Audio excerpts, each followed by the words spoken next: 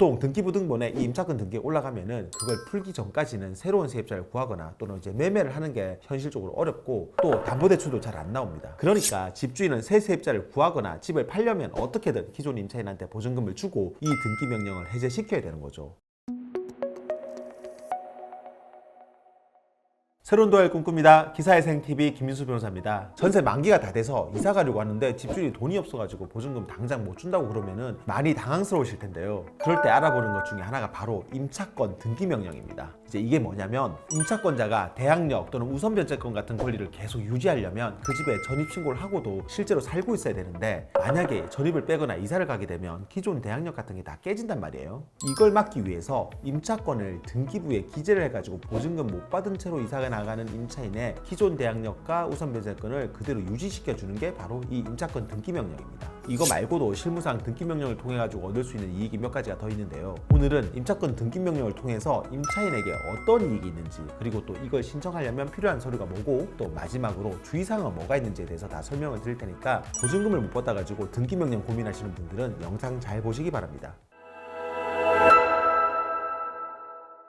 앞에서 말씀드린 것처럼 임차권 등기 명령은 아직 보증금을 못 받았지만 사정상 이사를 나가야 될 때 이걸 통해 가지고 기존 대항력과 우선 변제권을 그대로 유지하는 게 가장 중요하면서도 기본적인 효과인데요. 이거 말고도 몇 가지 실익이 더 있습니다. 집주인이 보증금을 제때 안 줘가지고 부득이 전세 대출을 연장해야 되는 분들은 이사를 안 나가더라도 등기 명령만 해두면 이걸로 은행 대출 연장할 수가 있어요. 정상적인 경우라면 집주인이랑 임대차 계약 연장 계약서를 쓰거나 아니면 은행에서 집주인한테 확인 절차를 거치고 전세 대출 연장을 할 텐데요. 만약에 집주인이랑 연락이 아예 안 되거나 또는 연락은 되지만 협조를 구하기가 좀 어려운 상황이라면 굳이 집주인한테 아쉬운 소리 할 필요 없이 등기 명령 접수증만 은행에 제출하면 바로 전세 대출 연장이 됩니다. 이거는 등기 명령이 꼭 등기부에 기재되기 전이라도 상관이 없어요. 은행에 임차권 등기 명령 신청 접수증만 내면 보통 6개월에서 1년 정도 대출 연장을 해줘요. 이렇게 전세 대출을 받았는데 보증금을 못 돌려받아서 연장이 필요한 분들께는 이 임차권 등기 명령이 대출 연장의 서류로도 쓸 수가 있는 거죠. 그 외에도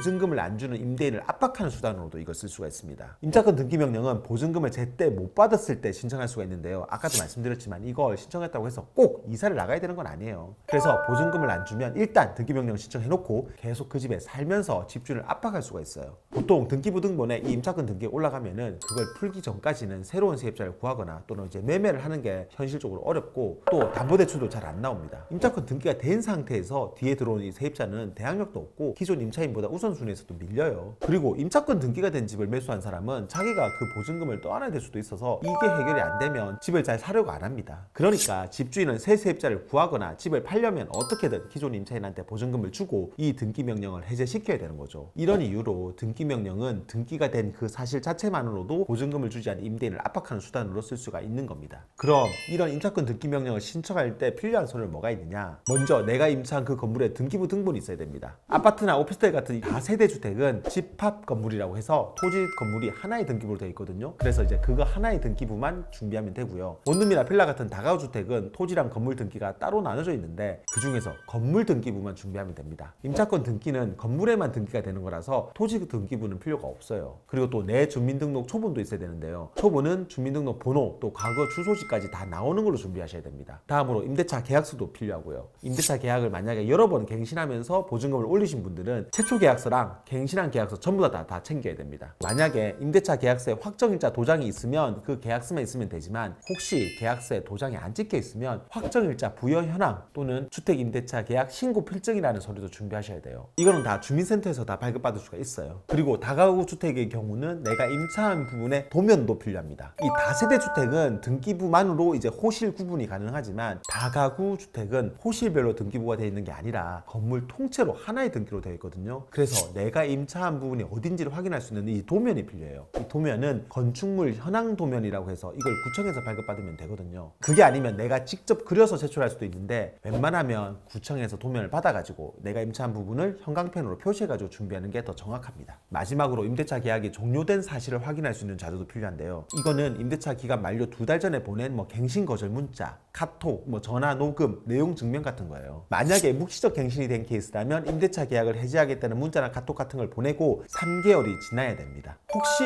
임대인이 법인인 경우에는 법인 등기부 등본도 준비를 해야 되고요. 이렇게 하면 임차권 등기 명령 신청할 때 필요한 기본 서류들은 다 준비되었다 보시면 돼요. 임차권 등기명령 관련해가지고 주의사항도 몇 가지 말씀을 드릴게요. 임대인이 둘 이상이면 임대인들 전원에 대해서 다 개별적으로 갱신거절이나 해지통지 문자, 카톡 같은 걸 보내야 됩니다. 상담을 해보면 임대인 중에 한 명한테만 이 문자 보내놓는 경우가 많아요. 그런데 그렇게 하면은 등기명령이 안 될 수가 있어요. 그러니까 임대인이 2명 이상이면 반드시 그 임대인들한테 각각 개별적으로 다 보내야 된다는 겁니다. 그리고 등기명령 신청만 하고 바로 이사를 하면 절대로 안 되고 법원에서 등기명령이 나오고 그게 실제로 등기부등본에 적히는 것까지 확인을 한 다음에 집을 빼셔야 됩니다. 그래야 기존 대항력과 우선 변제권이 그대로 유지된다는 점, 이건 정말 반드시 기억하시기 바랍니다.